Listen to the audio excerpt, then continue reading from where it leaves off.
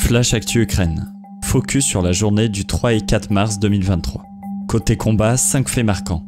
Premièrement, dans une vidéo, le chef de Wagner demande à Zelensky d'ordonner à ses troupes de quitter la ville de Bakhmout, encerclée par les forces russes.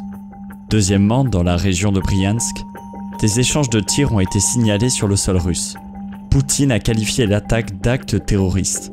Selon le gouverneur de la région, des saboteurs ukrainiens auraient tiré sur une voiture civile à Lyubechane, un village frontalier, tuant 2 hommes et blessant un jeune garçon de 11 ans. Ces accusations ont été démenties par Kiev. L'incident allégué n'a pas été vérifié de manière indépendante, affaire à suivre. Troisièmement, une frappe russe sur un immeuble de Zaporijjia dans la nuit de mercredi à jeudi a fait 3 morts et 3 blessés. Selon un communiqué de la police ukrainienne, il s'agirait d'un missile russe venant d'une batterie S-300 qui aurait détruit plus de 10 appartements d'un immeuble où des gens dormaient paisiblement. Quatrièmement, d'après les autorités ukrainiennes, la bataille de Vuhledar serait une défaite cinglante pour la Russie qui aurait perdu au moins 130 chars. L'information n'est pas vérifiée de manière indépendante. Cinquièmement, un avion de combat russe a été abattu au-dessus de la République populaire de Donetsk. Côté soutien militaire. Afin de livrer rapidement des armes à l'Ukraine pour se défendre de l'agression russe, la Commission européenne veut augmenter sa production de munitions. Josep Borrell préconise de consacrer 1 milliard d'euros pour financer les achats et les fournitures d'armement. Les États-Unis, pour leur part, annoncent une nouvelle aide de 400 millions de dollars à Kiev. Le soutien apporté est détaillé dans un communiqué.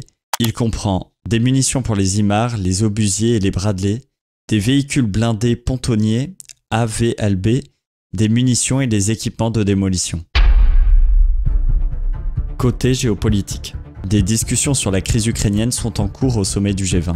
Madame Colonna, lors de son allocution au sommet du G20, a dénoncé une sale guerre qui plus est menée en violant toutes les lois de la guerre et de la simple humanité. Pour la première fois depuis le début de la guerre en Ukraine, le secrétaire américain Antony Blinken et le ministre russe des Affaires étrangères, Sergei Lavrov, ont échangé en tête-à-tête quelques minutes à peine. Blinken a notamment demandé à son interlocuteur de mettre fin à cette guerre d'agression.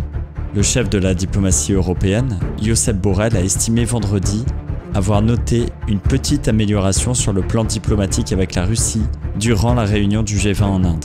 Malgré tout, pas de consensus au G20, la Chine et la Russie ont refusé de soutenir l'appel à un retrait des troupes russes d'Ukraine. Affaire à suivre, à demain.